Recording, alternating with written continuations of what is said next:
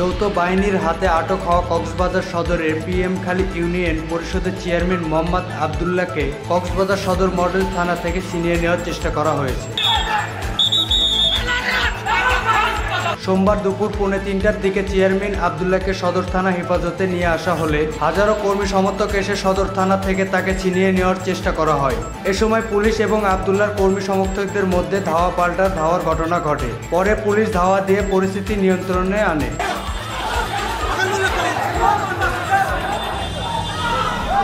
কক্সবাজার সদর মডেল থানার ভারপ্রাপ্ত কর্মকর্তা ওসি ফয়জুল আজিম বলেন, পিএমখালী ইউনিয়ন পরিষদের চেয়ারম্যান মোহাম্মদ আবদুল্লাহকে যৌথ বাহিনী আটক করে কক্সবাজার সদর মডেল থানায় সোপর্দ করার জন্য নিয়ে আসে।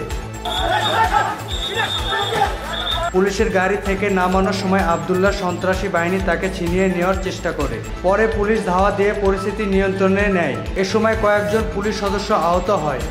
Khokon Ahmed, sky channel.